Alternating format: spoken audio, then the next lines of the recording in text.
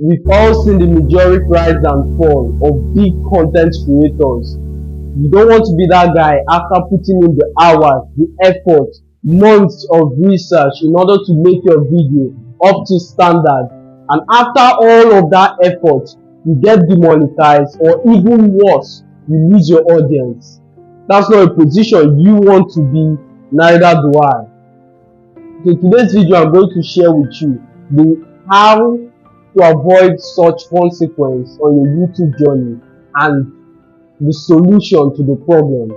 It's good enough to highlight the problem, but without providing the solution, you have done the listener or your audience no good.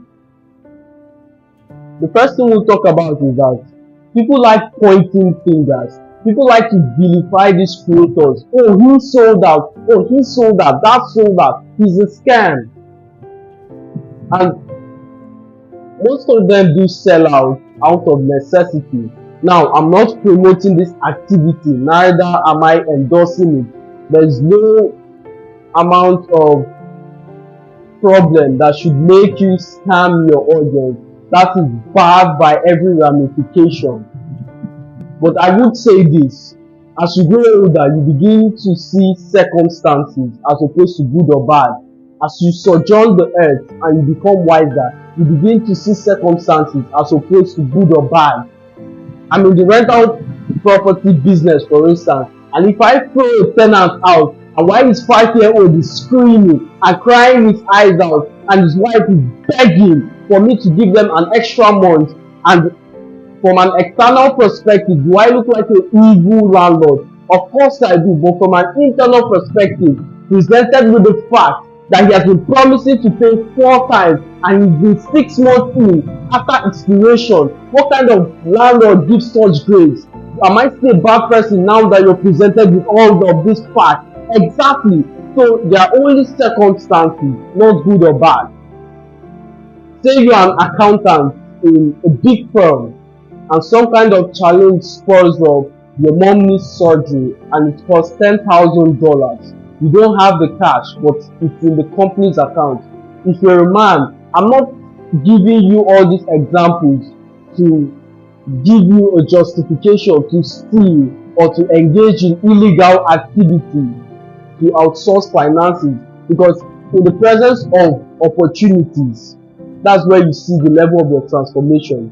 There is no such thing that a righteous man suddenly fell into sin as if that sin has not been harbored in his heart. That opportunity just revealed the state of his heart. So my friends, in the presence of opportunities, you see the level of your transformation. Stop pointing fingers at people and saying, oh, he scammed me or he sold out. Stop vilifying people without being presented with the circumstance. Now, how do you have highlighted the problem? So how do you avoid this scenario? You avoid this scenario by the first thing you do when you get monetized is to establish income producing assets yourself.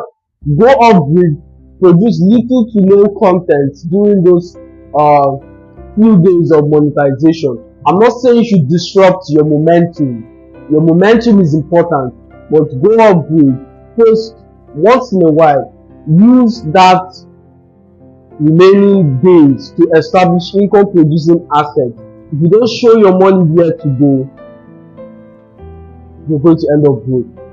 That's the first thing. Start generating income producing assets. Wealthy delegates the activity, so I'm just going to delegate it to some financial investor or some institution. My friend, you will get burned. The chances of you making money with some agent or some financial advisor are in the single digits. Now, what is the difference, or why do footballers who earn 400k per week go broke when they are past a certain age, although they are surrounded by agents and advisors? I will tell you why. Because they've not developed their mind. Not that they don't have a mind, but they've not developed the faculties of the mind that will make them maintain a certain lifestyle and channel the remaining funds into income producing assets, such that their wealth compounds over time as opposed to dilute. So you're not different from the guy, from the footballer. You're not different from all these OnlyFans girls who end up broke and terrible after some time. You have to understand a baseline of your investment. Get a baseline knowledge of every single thing you're doing. Elon hires the best of the best people, but he already has a foundational knowledge in SpaceX, Tesla, before hiring the best people. Why did Nicolas Cage file a lawsuit against his own financial advisor, blaming him for terrible financial advices?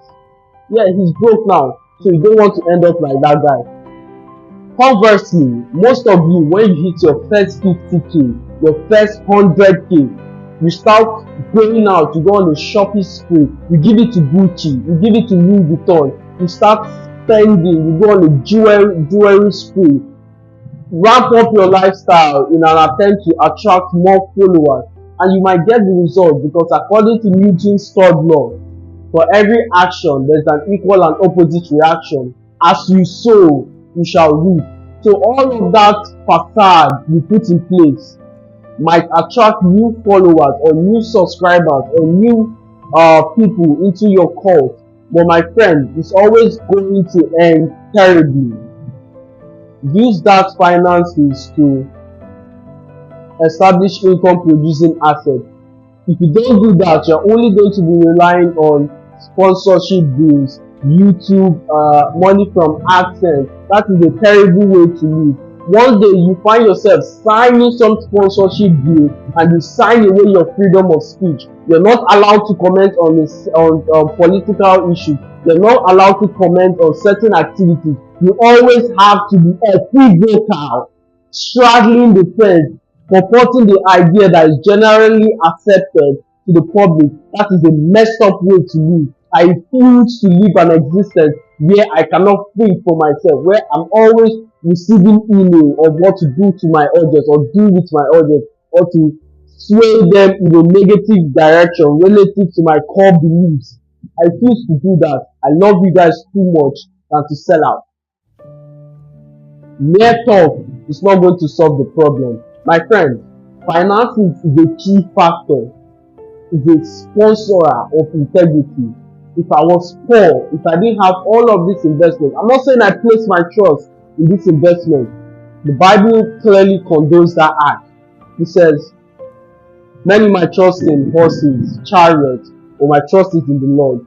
So those investment channels are just me as a believer taking responsibility for my own life, as opposed to relying on faith or God solely.